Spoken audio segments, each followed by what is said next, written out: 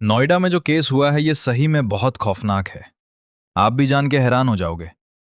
इसकी जो basic story है वो तो आप जानते ही होंगे कि एक टेकी युवराज मेहता अपनी गाड़ी में ड्राइव कर रहे थे रात को, और ये गाड़ी एक पानी से भरे गड्ढे में गिर जाती है। युवराज मदद के लिए चिल्लाते हैं। 1.5 घंटे तक वहां पे एसडीआरएफ, पुलिस, फायर ब्रिगेड सब आ जाते हैं, लेकिन कोई इसे बचाता नहीं। और करीब 2 घंटे के बाद युवराज की डूब कर मौत हो जाती है। इसी समय के अराउंड वहां पे एक डिलीवरी बॉय था मुनिंदर नाम का, जो युवराज को बचाने की कोशिश करता है। पानी में खुद कूद जाता है, लेकिन अफसोस उसे युवराज नहीं मिल पाता। अब इस घटना के बाद जब मुनिंदर का इंटरव्यू लिया गया तो उसने बताया कि मौके पे पुलिस भी थी एंड एसडीआरएफ भी थी, और अग्नि विभाग वाले भी थे, फायर ब्रिगेड वाले भी थे। किसी ने उसकी मदद नहीं करी। बोल रहे थे, ठंडा पानी है, हम नहीं जाएंगे अंदर। इसमें सरिया है अंदर, हम नहीं जाएंगे। अब जब ये इंसिडेंट वायरल होने लगा, लोग सोशल मीडिया पर हल्ला मचाने लगे, सरकार से अकाउंटेबिलिटी डिमांड करने लगे। तो कुछ दिन बाद ये डिलीवरी बॉय मुनिंदर एक और स्टेटमेंट देते हैं। एक नया वीडियो जारी किया जाता है जिसमें ये बिल्कुल उल्टा बोलते हैं। 15 मिनटों के अंदर अंदर वहां पे पुलिस पहुंच गई। कुछ लोग मौजूद थे, उन्होंने पुलिस को कॉल की।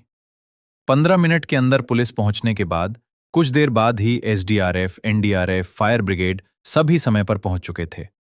उन्होंने पूरी मशक्कत के बाद लगभग कुछ समय बाद ही उसे बहुत जल्दी रेस्क्यू कर लिया था, लड़के को। अब आप सोचोगे आखिर सच क्या है?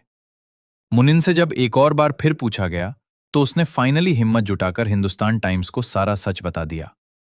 उसने बताया कि कैसे पुलिस ने उसे थाने बुलाया है, एक स्क्रिप्ट दी और जबरदस्ती पुलिस के फेवर में वीडियो रिकॉर्ड उससे करवाया गया।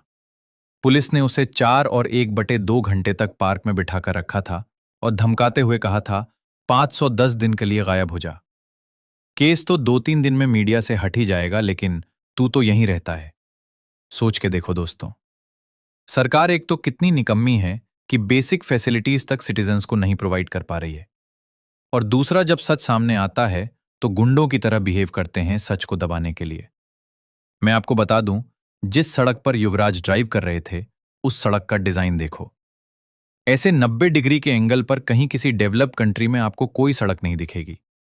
पहले तो इतने घटिया तरीके से एक सड़क बनाई गई, दूसरा कोई बैरियर तक नहीं लगाया गया, और तीसरा, जब मदद की जरूरत थी ना, तो वहां की एडमिनिस्ट्रेशन, पुलिस या फायर ब्रिगेड के पास कोई भी इक्विपमेंट थी युवराज को बचाने के लिए।